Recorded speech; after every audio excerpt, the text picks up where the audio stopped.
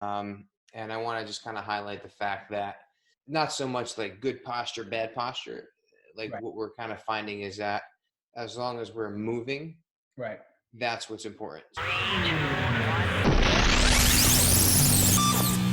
Hey guys, welcome back to whatever the show is called. And I want to welcome a good friend of mine, not only a good friend, but someone that's helped me. I don't know if you guys know this, but probably maybe 5 years ago, 4 years ago, I had a hip replacement, like full hip. And these were the guys, especially Nick, that were like, you know what? We've tried everything in the book. It's been like 6 months. We think at a young age, you definitely need to get your hip replaced. And, it's kind of a bummer at the same time, something hard to swallow, but that's the honesty that I love. That's the one thing that I did respect about these guys.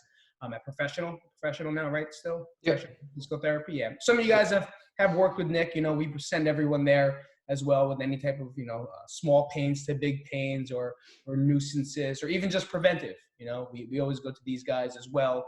We have a big wide spectrum, and we want to bring him on today to talk about something that we think is pretty important. In the time that's happened. So if you wanna, you're a good man. Reese, 7 months child, was working out in a basement he's been ready for this. Like, look at that background. He's been ready for this quarantine for a year now. If I touch a certain brick, the wall spins, and I have all toilet paper and canned goods and Yeah, doomsday. no, but I appreciate the intro, Pete, and you're complimenting me, but I can't say enough good things about you. And so I guess to start, so I'm a physical therapist with professional physical therapy right in Nutley, and I also have my own business on the side. I do online consulting, online physical therapy, and I work with a couple of different groups online, and none of that would have been possible without Pete. So uh, Pete, in the very beginning, when I was trying to figure out I had a lot of knowledge. I wanted to help as many people as possible. I said, who do I go to? Who better than Pete Isip? So Pete is the one who got me started he moved me from my parents' basement to getting some kind of platform online back when 5 people were watching my videos. Now 11 people are watching my videos. So, but in all seriousness, Pete, I don't have to tell anyone who's listening to this now, but Pete, thank you for everything you've done for me, because I wouldn't have anything, as far as what I love to do, my passions outside of my 9 to 5, if it weren't for you. So thank you. So today, I always love talking to people from Crank, right? I mean, I just feel like I've worked with a handful of you guys, and I just feel like you're part of the family when you kind of interact with all of you. So I want to thank you all for listening today, and it is always a pleasure. So today we're going to kind of start talking about posture and see where the conversation goes. Yep. Basically, a lot of people are changing the ways that they live their lives, right? So more people are working from home, sitting behind a computer more often, and that's a change, right? That's a change to the way that we are exposing our bodies to movement, to different types of stimuli and load too, right? So when it comes to posture, it's not so much that there's good posture and bad posture. So what research is showing us is that um, what's more important is movement. So as long as we are moving out of the postures that we find ourselves in, that's what's important. So for example, if I stand or sit like this for 5 minutes, right, shoulders down and back, head up nice and straight, that's going to get uncomfortable after a couple minutes, right?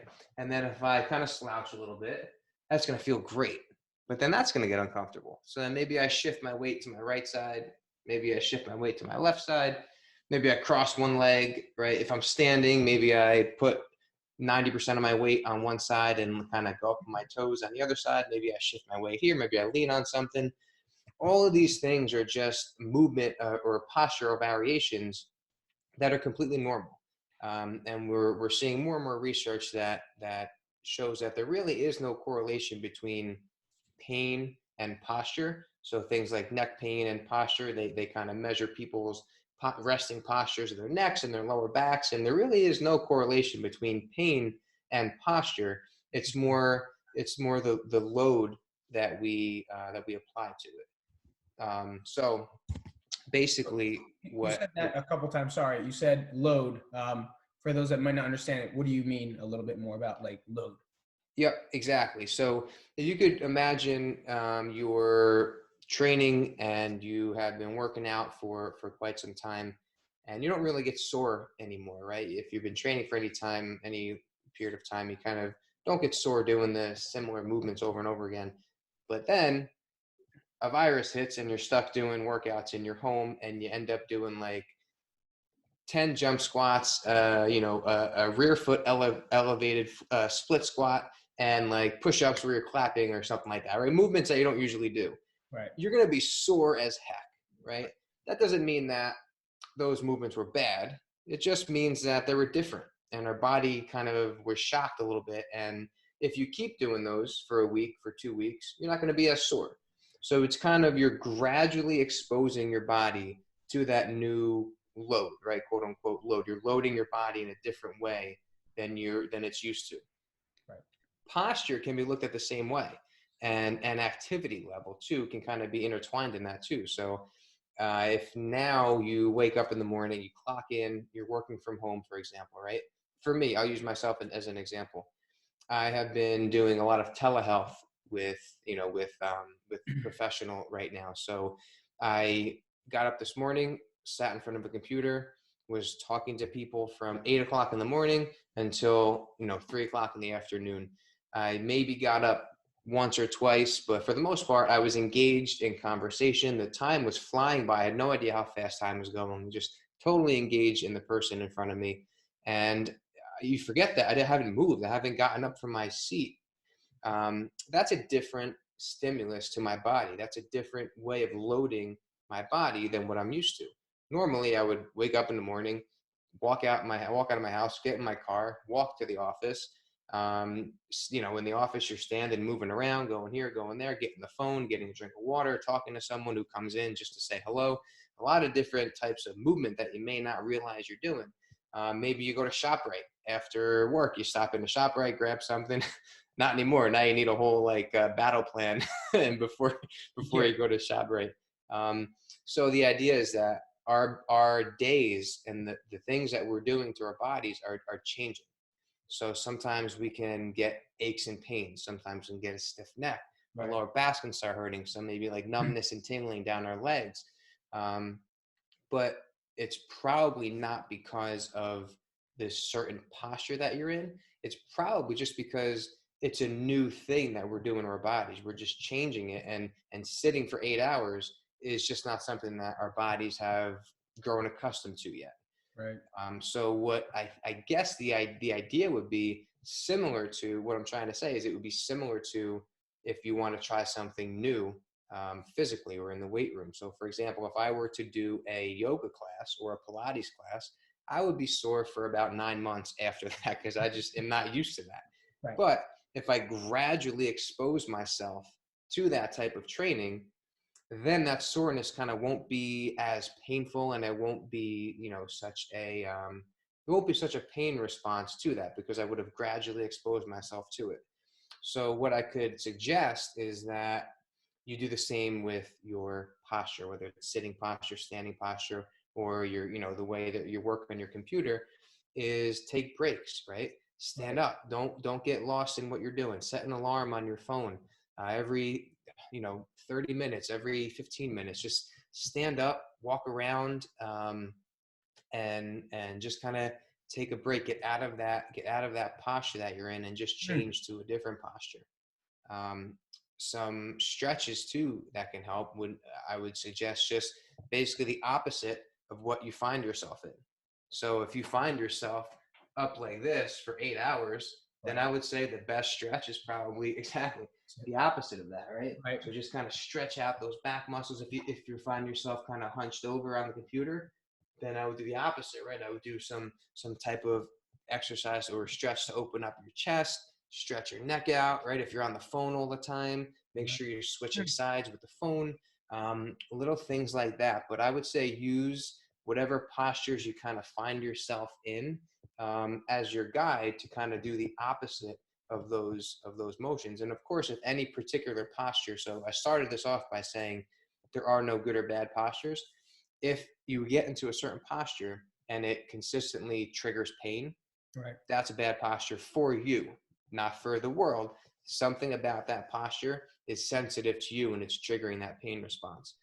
So keep that in mind, that if you do have provocative positions that maybe you find yourself in that reproduce that pain, try to avoid those, avoid those. And then again, get out of the postures that you find yourself falling into, just to keep moving, right? Just to kind of keep the body moving.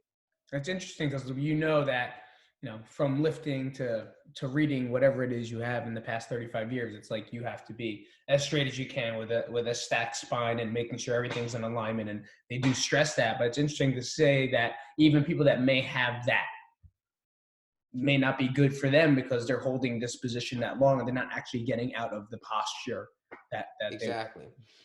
It's almost like form or exercise technique. Right. We can have an idea of what we think is right, but Pete, you and I are going to squat completely differently. Right. Someone else is going to squat differently. Someone else is going to have their foot, cocked out a little bit. Someone's going to have a narrower stance. Someone's going to have a wider stance. We're all built so differently, and good form is a bit of a spectrum, right? It's almost form is good for measuring progress, right? Because you don't want to have one type of squat, do 8 reps with one kind of squat, and then you get 2 reps at the end that are like some kind of like Right. crazy thing. Then how do you know, did you get 10 reps or did you really get 8 reps? Right. Kind of like, so I shoot archery. I've shot archery since I was like 3 years old.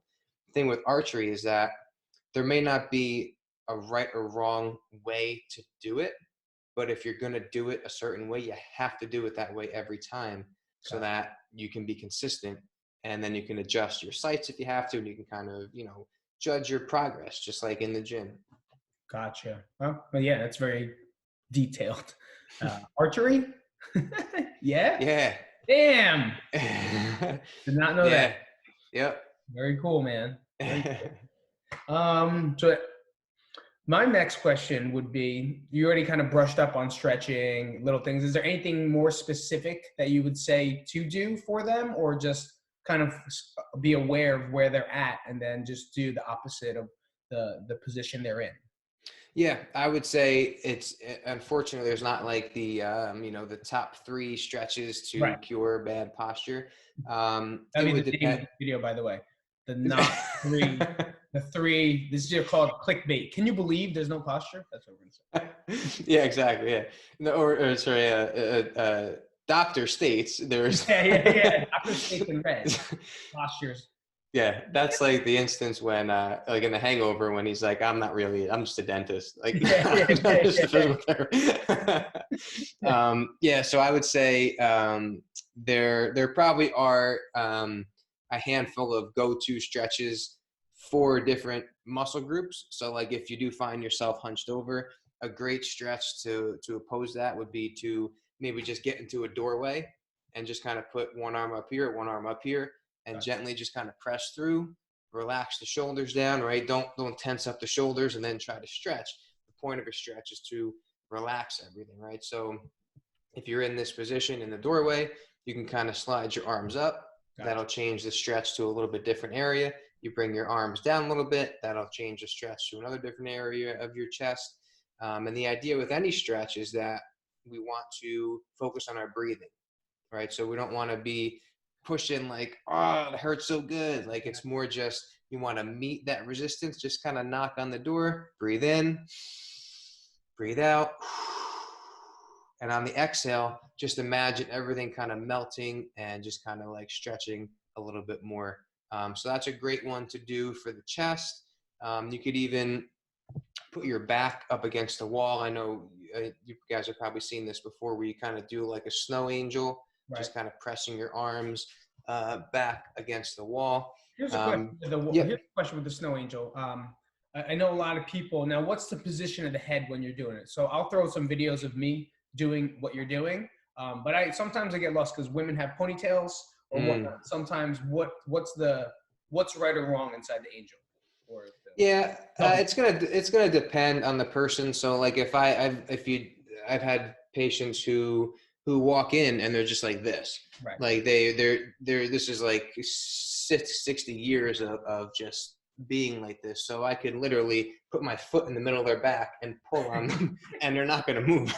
Right. So it's gonna depend on the person. Ideally, I mean, I would say some kind of a little bit of like a chin tuck almost, and try to just be as straight as you can, as long as like nothing, your head's not jutting forward and like your lower back isn't arching too much. Gotcha.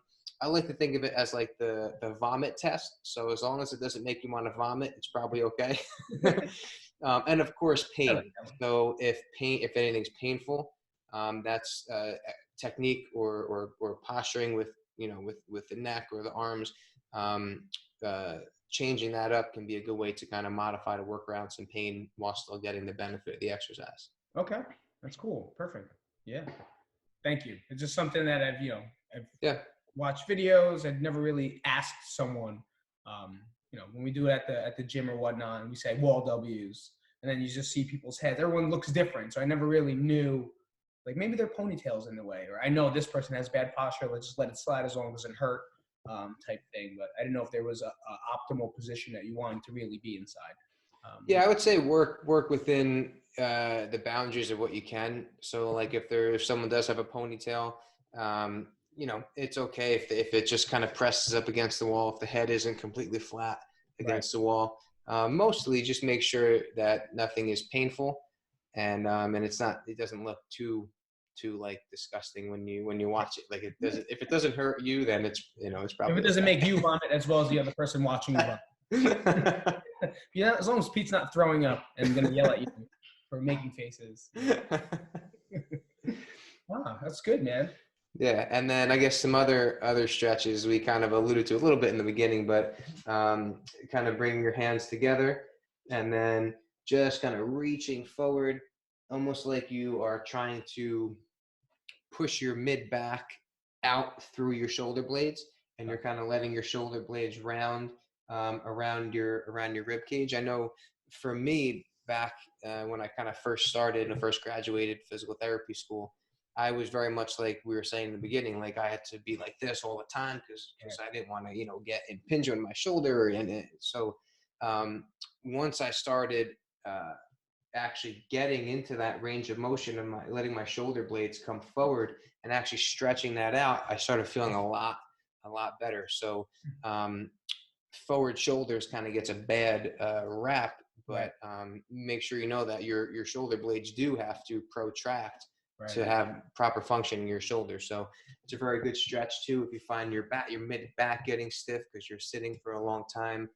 Simple stretches for your neck, right? So kind of just you're stretching out your upper trap on this side, and then switch sides, and then you can kind of look up and away, up and away, just opposing everything that usually we're doing on the computer. And again, the most important thing with any stretch is to make sure that you're actually relaxing the muscle that you're trying to stretch. So don't try to stretch this trap, bring your head here, and then like the shoulders like hiking up, because you want to just completely relax this side, get a nice gentle stretch, breathe in, breathe out, let that, stretch out really nice. And then for the hips, you could really just standing up, right? Standing up and kind of squeezing your glutes together, right? So kind of like crushing that walnut in between your cheeks there. Just standing up straight is getting some movement and mobility in your hips, as opposed to sitting down. Sitting down isn't bad, but sitting down too long and not standing up, can be bad. So make sure when you stand up, squeeze your glutes, maybe do a couple sit to stands, right? Sit, drop down, touch the chair, stand back up. A couple walking lunges. If you have a 7-month-old baby rolling around on the floor, get on your hands and knees. Lying on your stomach is basically the opposite of sitting down, right? Because you're stretching your front out. If you're crawling like an army crawl, you're kind of stretching everything out as opposed to sitting down. So get on the floor, play with a cat, play with a dog. Just vary your movement and kind of let the posture that you find yourself in, let that be your guide, and then kind of oppose that. Yeah, we never thought of any of that. It's just that concept of like get out of the positions that you're in, and then like movement, So like I would even say, say they do like setting the timer is definitely one thing, and we say to do that with water. Like take a break, like have the routine of whatever that alarm is going to be, but even just adding stretches for just movement in itself is pretty important. So like even taking like a whatever, if it's like a 10-minute movement like online class, it doesn't have to be like a killer workout, but it will help your posture just by going on for 10-15 minutes on whatnot, and then trying to incorporate it. Think. Yeah, and that's the 90% of it is if you can make it a habit and find some way to incorporate it into your day, into your work day. That's the important thing for my older patients, that their day consists of waking up, having coffee, watching TV, having lunch, watching TV, and going to sleep. Yeah. They have to incorporate exercises somehow. So I say, all right, every time there's a commercial on The Price is Right, I need you to stand up and sit down 10 times. The idea being that now it's going to be ingrained in their day. So there's a commercial, stand up, sit down, without them even thinking, rather than just say, all right, what I want you to do is I want you to do 3 sets of 10, sit to stand 3 times a day. Does that sound easy enough? Yeah, it sounds easy enough. But then it never happens, right? So like Pete is saying, it's some kind of reminder, so for me, I see patients online, like I was saying. So maybe after every patient, I stand up, I go for a walk down, into another room in my house, right, talk to my wife, hold my daughter, and and then go back to my chair, or get up, use the bathroom or come back or something like that. Just any kind of cue, just to get that habit in there. That's really good. Yeah. There's nothing else yet. There's more to it than that. I think that's a perfect thing that super simple. It's nothing, that's going to be a disruption to your day. Actually, it should be a disruption because you want those disruptions to get you out of it. But is there anything else that you would suggest that you want to close on? Because no, I mean, it's everyone is so individual, but there are some underlying principles that we can all kind of benefit from. I guess I just want to again thank Pete for having me on here. Thank all of you guys for listening. I don't have to tell you guys, but like I said before, crank is something special. It's something that you guys you don't see in a lot of places. And I, as the director of the office that I work in, I strive to build that type of atmosphere in my own office and my own family too. So thank you again for having me. If anyone has any questions, feel free to reach out. Most of you guys probably have my cell number, my social media. Message me, anything you need, email me, and I'll be more than happy to help. Awesome, man. Well, thank you for coming out, and I'm sure we'll have 1,000 questions for you, and we can do this again because there's nothing else we can do than online. So hope you guys enjoyed that. Again, if you have any questions, again, Nick, thanks for coming out. I do appreciate it. And if you do have any questions, I'll give you his contact number, and then you could annoy him by texting him. All right. I'll see you guys later.